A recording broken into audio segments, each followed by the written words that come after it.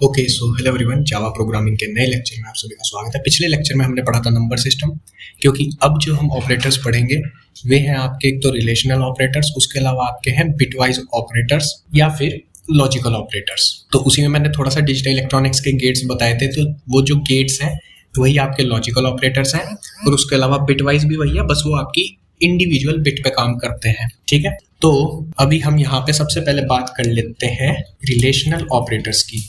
Relational operators, तो relational operators क्या होते हैं? एक तो बाइनरी ऑपरेटर्स होते हैं, उसके बाद क्या हमने यहाँ पे प्लस प्लस की बात की थी? आई बिलीव हमने की होगी, पिछली वीडियो में कर ली होगी, वो कोड नहीं हुआ यहाँ पे। तो रिलेशनल ऑपरेटर्स की बात करते हैं। तो रिलेशनल ऑपरेटर्स जैसे आप नाम से ही समझ सकते हो, ये रिलेशन डिफाइन करते होंगे। ठीक है, तो इसमें हमारे जो ऑपरेटर्स आते हैं वो आते हैं less than, comma, greater than, comma, less than equal to, comma, greater than equal to, less than equal to, greater than equal to. इसके अलावा एक आता है हमारा इक्वल टू। ये जो आपका ऑपरेटर होता है डबल इक्वल्स, ये चेक करता है इक्वालिटी को। जो आपका सिंगल इक्वल होता है या फिर प्लस माइनस डिवाइड के साइन के साथ जो इक्वल होता है वो असाइनमेंट ऑपरेटर होता है। लेकिन अगर हमें कोई चीज की इक्वालिटी चेक करनी है तो हम डबल इक्वल्स टू का यूज करते हैं। इसके अलावा एक हमारे पास और होता है, वो होता है हमारा नॉट इक्वल टू। तो नॉट इक्वल टू इसका अपोजिट चेक करता है, वो ये चेक करता है कि दोनों चीजें इक्वल नहीं होनी चाहिए। जैसे अभी हम यहाँ पे एग्जांपल्स ले लेते हैं। एक हम ले लेते हैं इंट x, इसकी वैल्यू हम रख देते हैं 5। इसके अलावा हम एक और रख लेते हैं y, और इसकी वैल्यू हम रख देते हैं लेट सपोज 8। ठीक है, और अब हमें ये सारे ऑपरेशंस परफॉर्म करके देखने हैं। तो यहाँ पे मैं साउट करूंगा और सारे चेक कर लेंगे, x लेस देन y, और इसी लाइन को मैं कंट्रोल डी दबा के 1 2 3 4 5 6 ऑपरेटर्स है हमारे पास, तो 5 लाइनें और बना लूंगा, 3 4 5।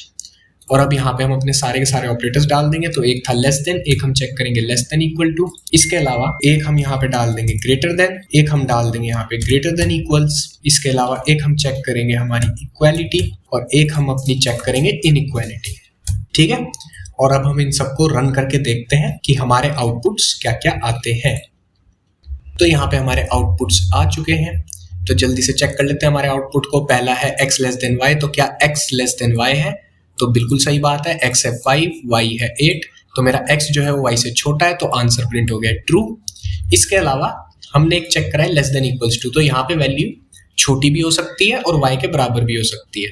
तो इन दोनों कंडीशन में मुझे ट्रू रिटर्न करके देगा, तो इसने मुझे रिटर्न करके दे दिया ट्रू। बेसिक ऑपरेटर्स हैं, मैथ में सबने पढ़े ही होंगे। एक है हमारा ग्रेटर देन, तो ग्रेटर देन क्या मेरा x y से बड़ा है? तो ये कंडीशन है फॉल्स, क्योंकि x है मेरा y से छोटा, तो इसलिए इसने मुझे यहाँ पे दे दिया है फॉल्स। सेम चीज होती है ग्रेटर देन इक्वल्स टू के साथ, क्यों? क्योंकि यहाँ पे मेरा x तो छोटा है, y के बराबर भी नहीं है, तो इसलिए मुझे दोबारा से दे देता है यहाँ पे फॉल्स। इसके बाद मैं यहाँ पे इक्वालिटी चेक कर रहा हूँ, क्या मेरा x y के इक्वल है? तो कंडीशन मेरी फॉल्स है, क्योंकि मेरा जो x है वो डिफरेंट है और y जो है वो मेरा डिफरेंट है, तो यहाँ पे इसने मुझे फिर से दे दिया फॉल्स। इसके अलावा हमने एक चेक करा है क्या x not equal to y, यानी कि क्या मेरा x जो है वो y से डिफरेंट है? तो सही बात है, तो आंसर आया है मेरा ट्रू। तो अभी हम y और x को बराबर रखते हैं और फिर से देखते हैं कौन कौन सी कंडीशंस हमारी ट्रू आती है। तो फिर से रन करते हैं इसे। तो यहाँ पे कुछ ऐसा आउटपुट आया है। सबसे पहले चेक हुआ है क्या x जो है वो मेरा लेस देन y है, तो कंडीशन फॉल्स है, फॉल्स आंसर आ गया है। इसके बाद क्या मेरा x जो है वो y से छोटा या उसके बराबर है? तो छोटा तो नहीं है पर बराबर है, तो ये कंडीशन अब हो चुकी है मेरी ट्रू। इसके बाद क्या मेरा x y से बड़ा है? Condition is false, x y से बड़ा है ही नहीं। इसके बाद क्या मेरा x y से बड़ा या फिर उसके बराबर है? तो बड़ा तो नहीं है पर बराबर है, तो फिर से यहाँ पे जो कंडीशन है वो ट्रू हो जाती है, तो आंसर आ गया ट्रू। क्या मेरे x और y बराबर है दोनों? हाँ बिल्कुल बराबर है, x भी 8 है, y भी 8 है, तो ये भी आ गया है ट्रू। इसके अलावा क्या मेरा x not equal to y, तो क्या मेरा x और y दोनों आपस में इक्वल नहीं है? तो कंडीशन फॉल्स हो जाती है, क्योंकि मेरे x और y जो है दोनों बराबर है, तो ये मुझे रिटर्न करके दे देता है फॉल्स। तो यहाँ पे कुछ इस तरीके से काम करते हैं आपके रिलेशनल ऑपरेटर्स। बेसिकली ये आपको रिलेशन बताते हैं दो नंबर्स के बीच में, दो, और एक बार हम x को बड़ा भी करके देख लेते हैं भाई, 9। अब इसको रन कर लेते हैं। तो क्या मेरा x y से छोटा है? नहीं, फॉल्स। क्या मेरा x y के बराबर या उससे छोटा है? नहीं, फॉल्स। क्या मेरा x y से बड़ा है? ट्रू। क्या मेरा x y से बड़ा या उसके बराबर है? ट्रू, बिल्कुल सही बात है। क्या मेरे x और y बराबर है? नहीं, फॉल्स आ गया। इसके बाद क्या मेरा x और y बराबर नहीं है? तो ट्रू, बिल्कुल सही बात है, x बड़ा है y छोटा है, दोनों एक दूसरे के इक्वल नहीं है। तो यहाँ पे ये सारे रिलेशनल ऑपरेटर्स खत्म हो जाते हैं। ये चीज़ें अभी हम जब कंडीशनल ऑपरेटर्स पढ़ेंगे उस टाइम पे हम चेक करेंगे। तो जब हम कंडीशनल्स पढ़ेंगे, कंडीशनल स्टेटमेंट्स, कंट्रोल फ्लो, वहाँ पे रिलेशनल ऑपरेटर्स बहुत ज़्यादा यूज होंगे। तो फिलहाल इनको कर देते हैं हम बंद। यार रुको, इन्हें रख ही लेते हैं बोर्ड में, मैं बस इनको कमेंट आउट कर देता हूँ। ठीक है, तो ये एक चीज़ हो गई। इसके बाद अब हम यहाँ पे बात करते हैं हमारे लॉजिकल ऑपरेटर्स।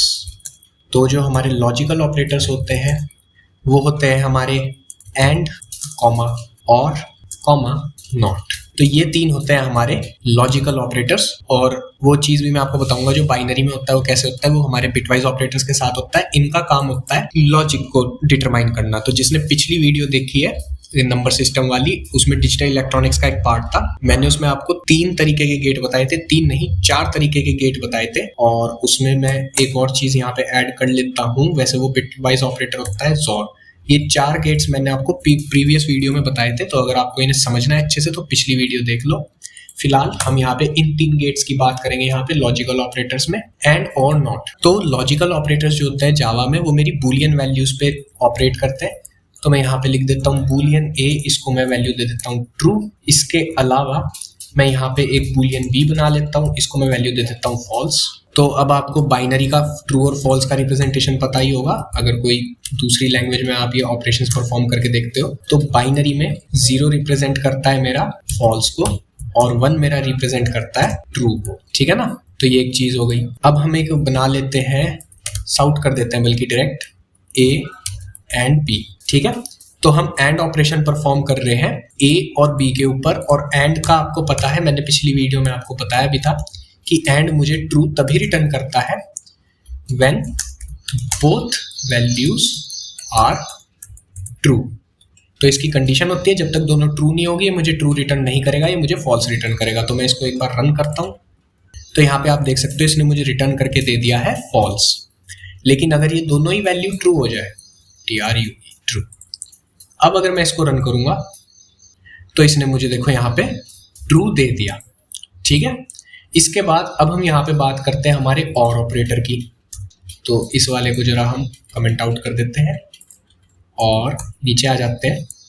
अब हम बात करते हैं और ऑपरेटर की। ये जो मैं 2 बार्स लगा रहा हूँ, ये आपका जो एंटर की है उसके ऊपर बैकस्लैश की होगी। तो शिफ्ट के साथ जब आप अपना बैकस्लैश दबाओगे तो ये स्टैंडिंग बार्स आपको मिल जाएंगे। तो यहाँ पे और ऑपरेटर्स मुझे ट्रू रिटर्न करके देता है if one of the 2 values is true. तो ये मेरे को कहता है दोनों में से कोई भी एक ट्रू हो तो मैं आपको ट्रू रिटर्न करके दे दूंगा, अदरवाइज मैं आपको फॉल्स रिटर्न करके दूंगा। तो यहाँ पे जो मेरे बूलियन वैल्यूज हैं इनको मैं जरा कंट्रोल X करके यहाँ नीचे ले आता हूँ और अब हम यहाँ पे साउट करते हैं। अब यहाँ पे आप देख सकते हो दोनों वैल्यूज ट्रू हैं और मैं यहाँ पे अगर A और B करता हूँ तो जो आंसर है वो मुझे ट्रू ही मिलेगा, क्योंकि फिलहाल तो दोनों वैल्यूज ट्रू है ही हैं। तो यहाँ पे आप देख सकते हो मुझे ट्रू मिल गया। लेकिन अगर मैं दोनों में से किसी एक को फॉल्स भी कर देता हूँ, जैसे यहाँ पे मेरा B फॉल्स है, अब मैं इसको रन करता हूँ तो भी आप यहाँ पे देख सकते हो ये मुझे ट्रू रिटर्न करके दे रहा है, क्योंकि ये कहता है दोनों में से कोई भी एक वैल्यू आप मुझे ट्रू दे दो, मैं आपको ट्रू रिटर्न करके दे दूंगा। लेकिन अगर मैं दोनों ही वैल्यूज यहाँ पे फॉल्स कर देता हूँ और अब इसको मैं रन करता हूँ तो यहाँ पे आप देख सकते हो इसने मुझे फॉल्स दिया, क्योंकि मेरी जो दोनों वैल्यूज है वे फॉल्स है। तो ये हो गया, इसको हम कमेंट आउट कर देते हैं। अब हम बात करते हैं यहाँ पे हमारे नॉट ऑपरेटर की। तो नॉट ऑपरेटर क्या करता है, रिटर्न्स अपोजिट, यानी अगर मैं इसमें ट्रू पास करूंगा तो ये मुझे फॉल्स रिटर्न कर देगा और अगर मैं इसमें फॉल्स को पास करूंगा तो ये मुझे ट्रू रिटर्न कर देगा। तो यहाँ पे हम A को ट्रू कर लेते हैं, B को फॉल्स कर लेते हैं और यहाँ पे मैं साउट कर लेता हूँ नॉट ऑफ A। तो यहाँ पे आप A देख सकते हो ट्रू है तो नॉट ऑफ A मुझे फॉल्स रिटर्न करेगा। तो अब अगर मैं इसको रन करता हूँ तो ये देखो इसने मुझे फॉल्स रिटर्न करके दे दिया। और अगर मैं यहाँ पे करता हूँ नॉट ऑफ B तो नॉट ऑफ B क्या हो जाएगा, यहाँ पे B फॉल्स है तो नॉट ऑफ B हो जाएगा ट्रू। तो यहाँ पे आप देख सकते हो इसने मुझे ट्रू रिटर्न करके दे दिया है। और जब हम यहाँ पे नॉट की बात कर ही रहे हैं तो हम यहाँ पे बात कर लेते हैं जल्दी जल्दी ज़ोर की भी। तो ज़ोर ये कहता है डिफरेंट बिट्स होंगी तो मैं आपको ट्रू रिटर्न करके दे दूंगा, नहीं तो मैं आपको फॉल्स रिटर्न करके दूंगा।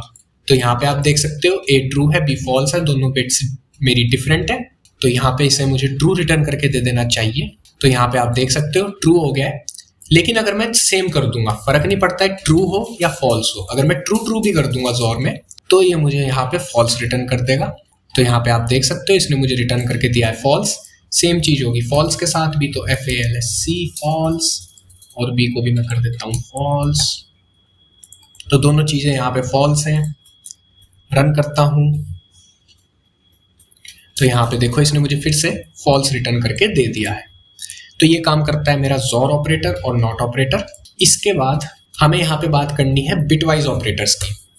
तो हम यहाँ पे इंटीजर बना लेते हैं a = 7, b = 3।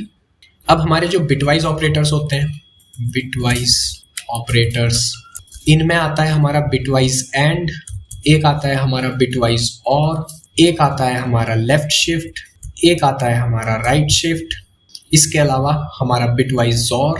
तो यहाँ पे बिटवाइज जोर and that is pretty much it. ये होते हैं हमारे बिटवाइज ऑपरेटर्स जो हमारी इंडिविजुअल बिट्स पे काम करते हैं। तो जैसे यहाँ पे मेरे पास इंट a है 7, इसको मैं नीचे ले आता हूँ, और इंट b है 3। तो पहले तो हम इनका ना बाइनरी कन्वर्जन करके रख लेते हैं, कमेंट डाल देता हूँ मैं यहाँ पे। तो जो मेरा 7 है उसका जो मेरा बाइनरी रिप्रेजेंटेशन होगा वो होगा 1 1 1। ट्रिपल डिजिट बाइनरी की बात कर रहा हूँ मैं यहाँ पे। चलो 4 बिट्स में कर लेते हैं 0, और एक लाइन में यहाँ पे छोड़ दे रहा हूँ। यहाँ पे हम अपना 3 का रख लेते हैं बाइनरी रिप्रेजेंटेशन। तो 4 बिट बाइनरी रिप्रेजेंटेशन जो 3 का होगा वो होगा मेरा 0 0 1 1। ठीक है, ये हो गया 4 बिट बाइनरी 7 का, ये हो गया 3 का। और मेरे a और b पहले से डिफाइन है बूलियन में, तो इसको मुझे कमेंट करना पड़ेगा, नहीं तो ये यहाँ पे मुझे अलाउ नहीं करेगा वेरिएबल्स को री डिफाइन करने के लिए। मैं रीडिक्लेयर नहीं कर सकता हूँ किसी वेरिएबल को बेसिकली। तो यहाँ पे हम साउट करते हैं a एंड b। तो a एंड b क्या आएगा? अब आपको एंड ऑपरेटर पता है, आपको तभी ट्रू रिटर्न करके देता है जब मेरी दोनों इंडिविजुअल बिट्स जो है वो ट्रू होती हैं। अगर एक भी बिट 0 है तो ये मुझे फॉल्स रिटर्न करके दे देगा। तो यहाँ पे अगर मैं बिटवाइज इसका एंड करना शुरू करूँ तो यहाँ पे आप देख सकते हो दोनों बिट्स 0 हैं, तो पहले यहाँ पे 0 आ जाएगा। इसके बाद यहाँ पे भी आप देख सकते हो एक बिट 1 है, एक बिट 0 है, यानी एक ट्रू है और दूसरा फॉल्स है। तो दोनों बिट्स ट्रू होनी चाहिए तभी ट्रू आएगा, नहीं तो फॉल्स आएगा तो 0। यहाँ पे आप देख सकते हो दोनों बिट्स जो है वो मेरी ट्रू है, तो यहाँ पे आ जाएगा ट्रू। यहाँ पे भी दोनों बिट्स ट्रू हैं तो आ जाएगा ट्रू। और 0 0 1 1 होता है हमारा 3। तो आउटपुट निकाल के देखते हैं क्या आएगा। तो यहाँ पे आप देख सकते हो आउटपुट जो है वो आपका आ गया है 3। ठीक है, अब हम बात करते हैं यहाँ पे बिटवाइज और की। तो और क्या कहता है, कोई भी एक बिट मुझे ट्रू दे दो, मैं आपको ट्रू रिटर्न करके दे दूंगा, अदरवाइज मैं आपको फॉल्स रिटर्न करके दे दूंगा। तो यहाँ पे तो दोनों बिट्स फॉल्स हैं, तो सबसे पहले तो फॉल्स ही आ गया। फिर हम बात करते हैं यहाँ पे 1 0, मैथमेटिक्स में जैसे हम करते हैं नीचे की साइड। तो 1 0, तो मेरी एक बिट तो ट्रू है, तो ये मुझे रिटर्न करके दे देगा ट्रू, क्योंकि इसे फर्क नहीं पड़ता, दोनों में से एक बिट होनी चाहिए ट्रू, ये आपको ट्रू दे देगा। फिर यहाँ पे तो दोनों ही बिट्स मेरी ट्रू हैं, फिर से 1 आ जाएगा। फिर यहाँ पे मेरी दोनों बिट्स ट्रू हैं, तो फिर से 1 आ जाएगा। और अगर आप इसे देखते हो तो ये आपका बाइनरी रिप्रेजेंटेशन है 7 का। तो जब मैं इसको रन करूंगा तो आउटपुट में मुझे मिल जाना चाहिए 7। तो रन करते हैं, तो यहाँ पे आप देख सकते हो इसने मुझे आउटपुट जो है वो दे दिया है 7। इसी तरीके से यहाँ पे होता है जोर। जोर क्या कहता है, आप मुझे डिफरेंट बिट्स दो तो मैं आपको ट्रू रिटर्न करके दूंगा, लेकिन अगर आपने मुझे सेम बिट्स दे दी तो मैं आपको फॉल्स रिटर्न करके दूंगा। तो यहाँ पे आप देख सकते हो दोनों की ये वाली जो मोस्ट सिग्निफिकेंट बिट्स है ये सेम बिट्स है, तो 0 आ जाएगा। यहाँ पे अगर आप देखो ध्यान से तो दोनों बिट्स मेरी डिफरेंट है, तो ये मुझे ट्रू रिटर्न करके देगा, यानी 1। फिर यहाँ से मेरी लास्ट की जो दोनों बिट्स हैं ऊपर भी नीचे भी वो सेम है, 1 1 1 1।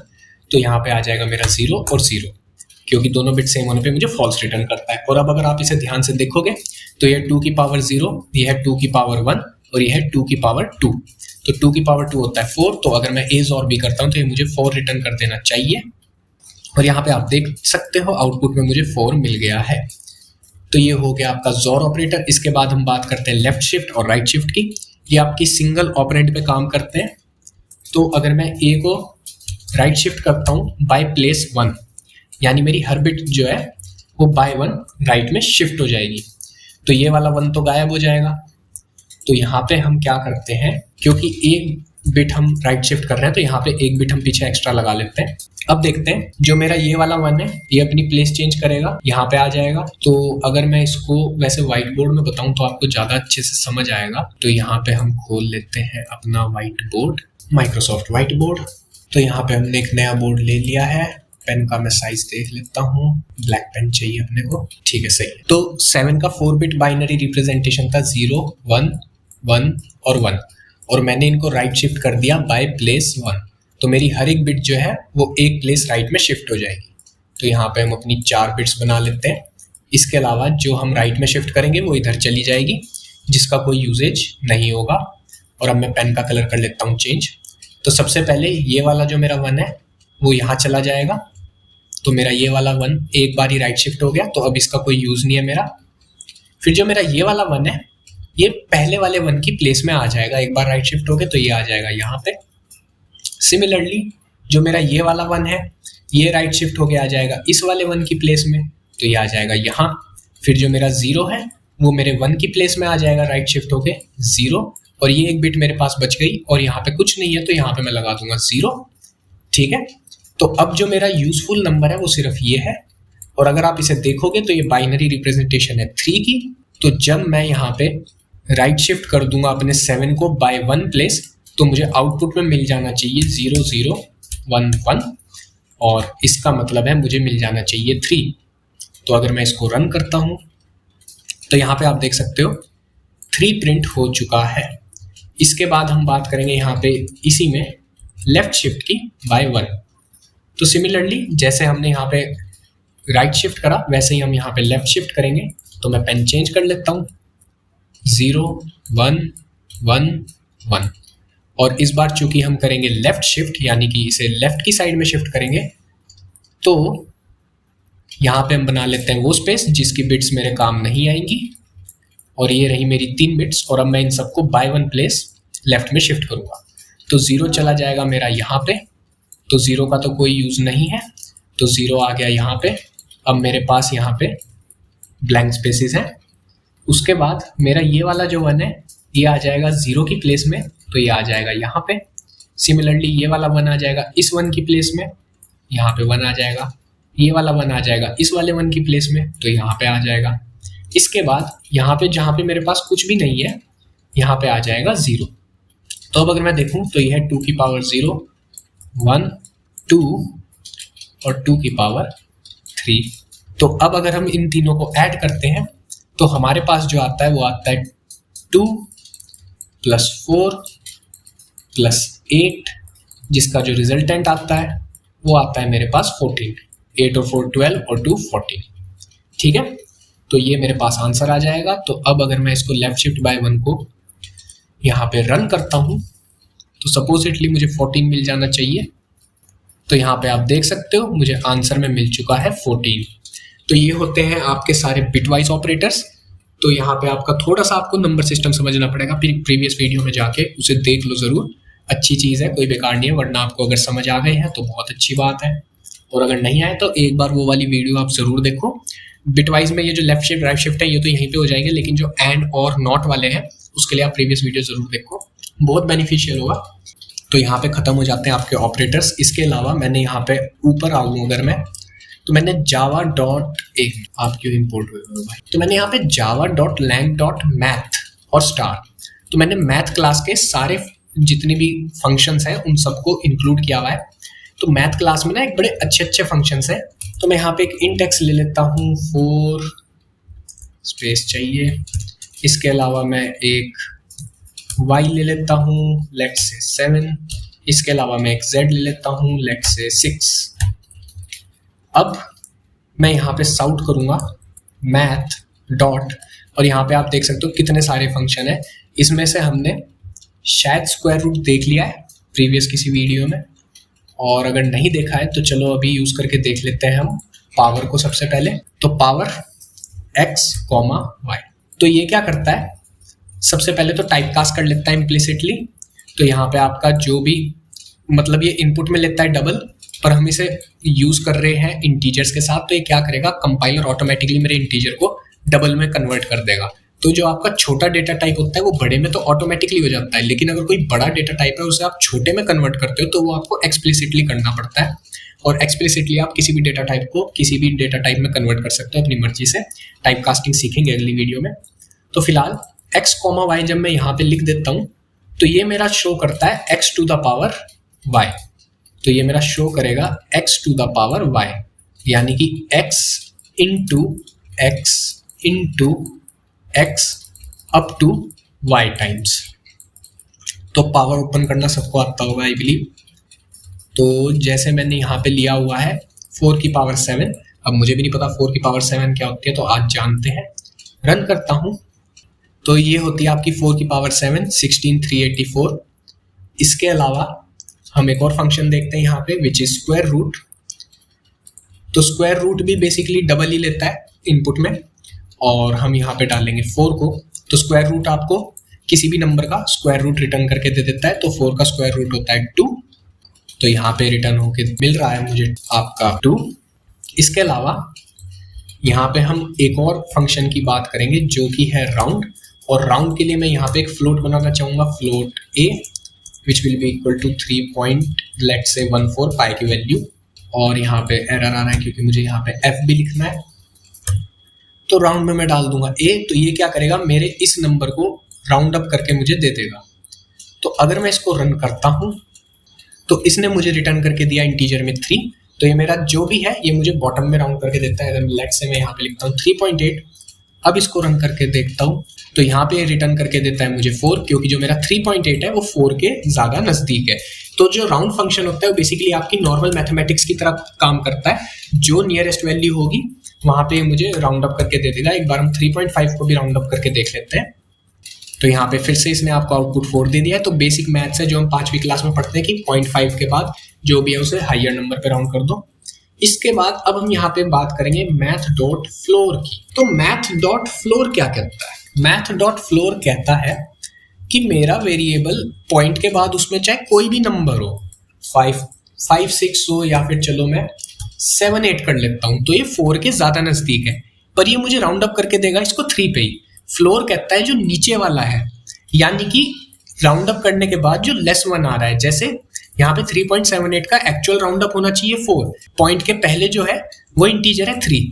तो ये मैटर नहीं करता पॉइंट के बाद क्या कुछ भी लिखा हुआ है, ये मुझे सीधा मेरा ये वाला इंटीजर रिटर्न करके दे देगा।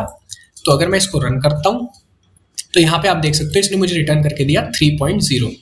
और इसी का अगर मैं उल्टा करना चाहूँ तो यहाँ पे मैं यूज करूंगा सील का।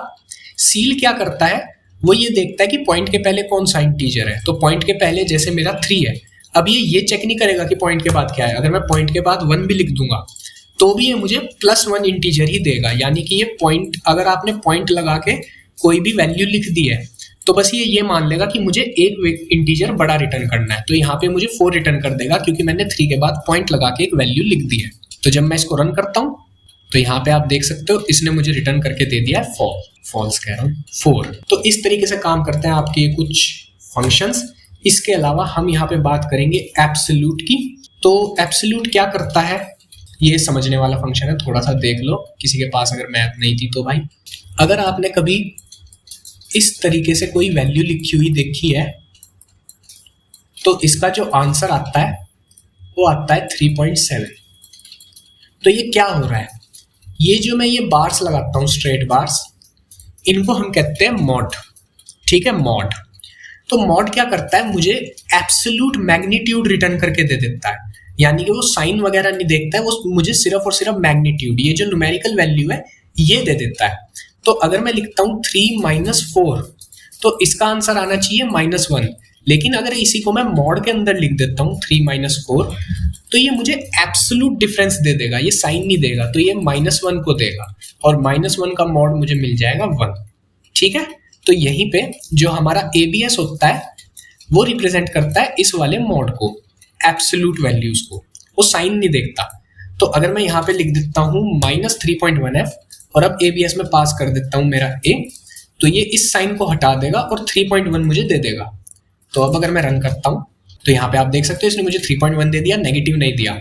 अगर मैं नॉर्मली अपना साउट करूंगा A को तो मुझे नेगेटिव इसका साइन भी मिलेगा। तो मैं रन करता हूँ यहाँ पे तो यहाँ पे आप देख सकते हो नॉर्मली में नेगेटिव का साइन भी आता है, इसमें साइन नहीं आता। इसके अलावा एब्सोल्यूट का मैं यूज कर सकता हूँ मैं एब्सोल्यूट डिफरेंस निकालने के लिए, जैसा मैंने अभी करा। तो a माइनस एक्स, जैसे a माइनस एक्स लिखा हुआ है मैंने, तो माइनस का 3.1 है, इसमें से अगर मैं 4 को माइनस कर दूंगा तो आंसर आएगा मेरा माइनस का 7.1। आई होप आपको ये चीज़ पता होगी कि अगर मैं -1 -4 करता हूँ तो ये मुझे रिटर्न करके दे देता है -5।